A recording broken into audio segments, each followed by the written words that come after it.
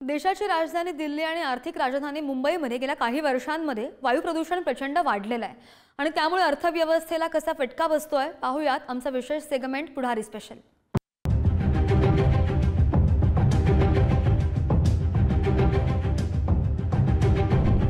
मुंबईपासून दिल्लीपर्यंत आणि पुण्यापासून संभाजीनगरपर्यंत प्रदूषणाचा विळखा वाढतोच आहे। वाढत्या प्रदूषणामुळे केवळ नागरिकांचं आरोग्य धोक्यात आलंय असं नाही, तर त्याचे सामाजिक आणि आर्थिक दुष्परिणामही भोगावे लागणार आहेत। भारतासारख्या देशाला प्रदूषणाची मोठी किंमत मोजावी लागणार आहे। प्रदूषणापायी आपण काय गमावतोय पाहूयात आमचं विशेष सेगमेंट पुढारी स्पेशल।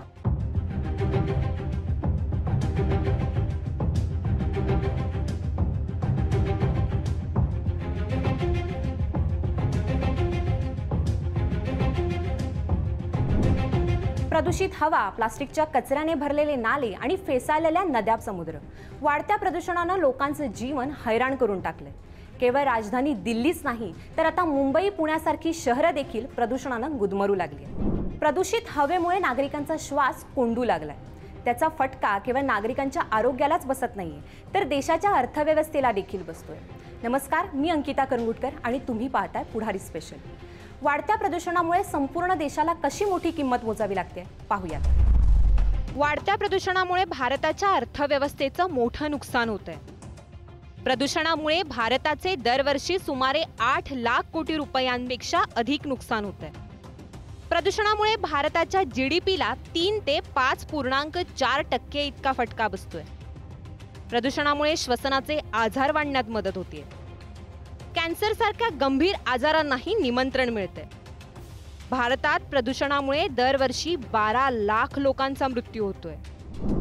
मी मासियाचा अध्यक्ष आहे, तर माझी पण मी सगळ्या आमच्या इंडस्ट्रीला मी एक आव्हान करेल की आपला शहराचा लौकिकता वाढतोय, इन्व्हेस्टमेंट छत्रपती संभाजीनगरमध्ये येऊ घातलेले आहेत, तर आपलं राहणीमान, आपल्या कामगारांचं राहणीमान, त्यांचं जे काही आपलं जे हे म्हणता येईल की त्यांची प्रकृती व्यवस्थित राहायला पाहिजे, यासाठी आपल्या सर्वांची जबाबदारी आहे आणि त्या जबाबदारीचं आपण सर्वांनी पालन केलं पाहिजे आणि यामुळे आपलं सर्वांचं आरोग्य हे छान राहील आणि आपलं जे भविष्य येणाऱ्या पिढीचं ते उज्ज्वल राहील असं मला वाटतं।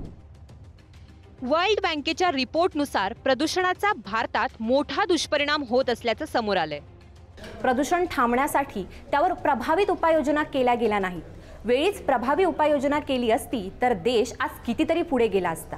एका अहवालातील निरीक्षणानुसार गेल्या 25 वर्षात प्रदूषण 50% कमी केलं असतं, तर भारताची अर्थव्यवस्था ही 4.5% असली असती। या उलट भारताला दरवर्षी सुमारे 8 लाख कोटी रुपयांचं नुकसान सोसावं लागतंय। आर्थिक परिणामांबरोबरच आरोग्याच्या परिणामांमुळेही जीडीपीवर विपरीत परिणाम होतोय। एका अहवालानुसार प्रदूषणाचा आरोग्यावर झालेल्या परिणामामुळे भारताचा जीडीपी हा 1.36% इतका परिणाम झालाय। याशिवाय प्रदूषणामुळे शाळा बंद ठेवल्याने मुलांचं शैक्षणिक नुकसानही होतंय। विद्यार्थ्यांच्या आरोग्यावर होणाऱ्या परिणामांमुळे त्याचं शैक्षणिक बाबतीतही होणारं नुकसान हे आणखीन वेगळं। केवळ भारतच नाही, तर अख्खं जगच प्रदूषणाच्या विळख्यात सापडलंय। जगातल्या 127 देशातील हवा अस्वच्छ आहे। प्रदूषणाच्या समस्येमुळे जगभरात दरवर्षी 81 लाख लोकांचा मृत्यू होतो। प्रदूषणामुळे जगाचे दरवर्षी सुमारे 664 लाख कोटींचं आर्थिक नुकसान होतंय। प्रदूषणाचा फटका जगातल्या अनेक मोठ्या अर्थव्यवस्था आणि देशांना बसतो। जगातल्या 5 मोठ्या अर्थव्यवस्थेचं कंबरडं प्रदूषणानं कसं मोडलंय ते पाहूया। चीनमध्ये प्रदूषणामुळे 6.6% इतकं नुकसान झालंय। भारतामध्ये प्रदूषणामुळे 5.4% इतकं नुकसान झालंय। रशियामध्ये प्रदूषणामुळे 4.1% इतकं नुकसान झालंय। जर्मनीमध्ये प्रदूषणामुळे 3.5% इतकं नुकसान झालंय। अमेरिकेत प्रदूषणामुळे 3% इतकं नुकसान झालंय। बरं, ही झाली देशातली आणि जगातली स्थिती। वाढत्या प्रदूषणाचं हे लोण आता आपल्या घरापर्यंत येऊन पोहोचलंय। मात्र ठरवलं तर प्रदूषणाला आळा घालणं शक्य आहे। याबाबतच संभाजीनगरचं उदाहरण पहा। संभाजीनगरचा AQI अर्थात हवा गुणवत्ता निर्देशांक 105 आहे। त्यामुळे मुंबई, नागपूर, नाशिकपेक्षाही छत्रपती संभाजीनगरला उद्योगांची आणि कंपन्यांची पसंती मिळते।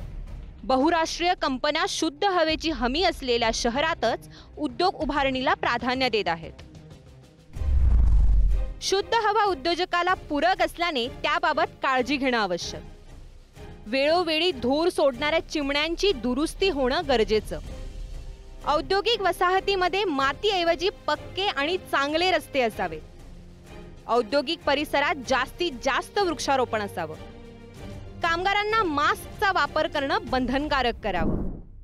याच्यामध्ये बघा, लक्षात घ्या, आम्ही Waluj industry association as such काय की ह्या वाळूज इंडस्ट्रियल एरियाची गुणवत्ता, हवेची गुणवत्ता नीट राहावी यासाठी प्रदूषण मंडळाकडून आम्ही ह्या ठिकाणी सेंटर उभं करून घेतलेले. त्यांना आम्ही आमच्याकडून जागा निःशुल्क जागा त्यांना उपलब्ध करून दिलेली आहे. त्यामुळे ह्या एरियामध्ये जे काही रोजचं काही क्वालिटी हे आहे, एअर क्वालिटी जी आहे ही रोज मोजली जाते त्या ठिकाणी. आणि जर काही डाऊट असा आला तर ताबडतोब मंडळ ताबडतोब त्याच्यावरती ॲक्शन घ्यायला सुरुवात करते.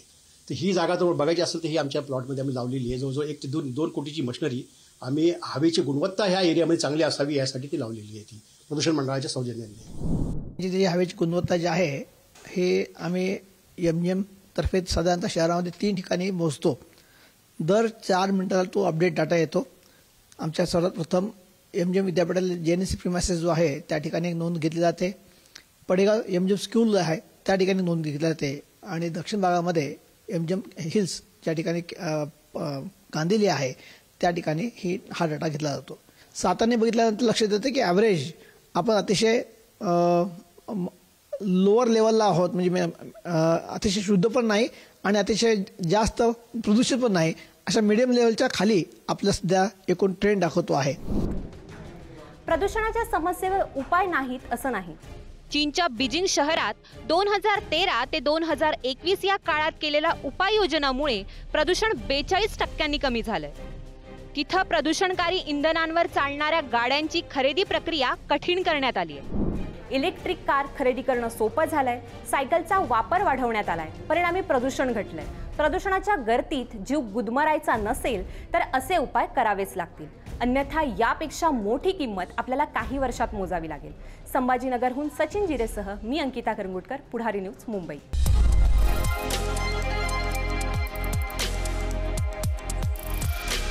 Thank you.